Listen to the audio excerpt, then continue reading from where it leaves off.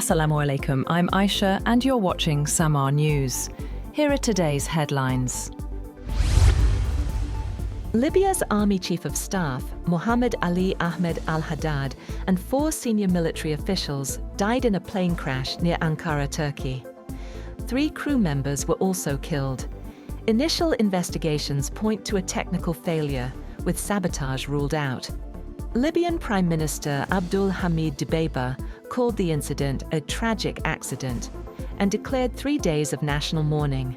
Al-Haddad, a key figure in UN-brokered efforts to unify Libya, was traveling with a delegation when the private jet crashed shortly after takeoff.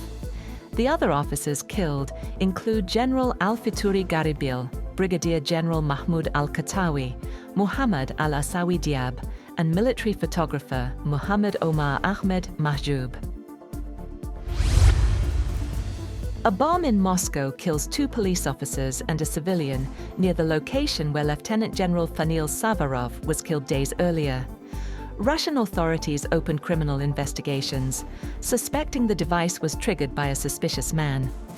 Russia blames Ukraine for the general's killing. No comment from Kyiv.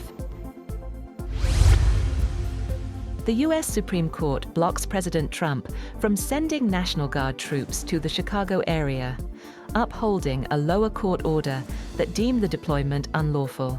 Trump argued the troops were needed to protect federal personnel and property amid protests.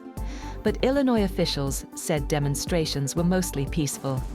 The court noted presidential authority over the National Guard applies only in exceptional circumstances.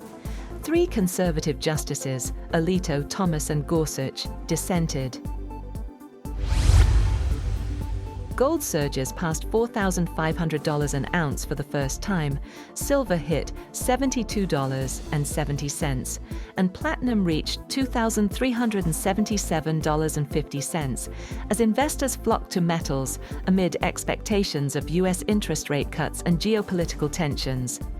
Gold is up over 70% YTD, silver over 150%, and platinum about 160%, marking historic gains. Analysts say gold could reach $5,000 and silver $80 in the next 6 to 12 months. New South Wales has enacted Australia's toughest gun restrictions and sweeping anti-protest measures following the Bondi Beach mass shooting that killed 15. The legislation allows police to ban public protests for up to 3 months after a terrorism declaration and restricts symbols or speech linked to prohibited organizations. Critics, including Palestinian, Jewish, and Indigenous groups, plan constitutional challenges, calling the laws rushed and targeting solidarity expressions.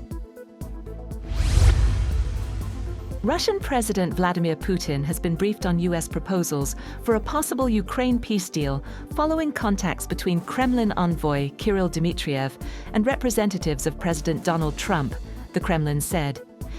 Kremlin spokesman Dmitry Peskov said Russia would now formulate its position, but refused to discuss Moscow's reaction or the format of the documents, stressing that talks would not be conducted through the media. The US Justice Department has released nearly 29,000 pages of new documents linked to late financier and convicted sex offender Jeffrey Epstein, along with dozens of video clips, many heavily redacted. The disclosure follows a new transparency law passed by Congress, even as President Donald Trump has played down the significance of the files.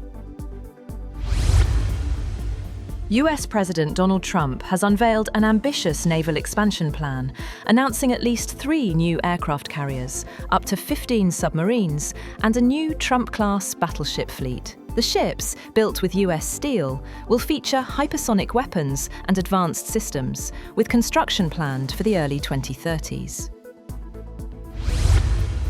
That's all for now. For more updates, visit www.samar.tv. Thank you for watching Samar News.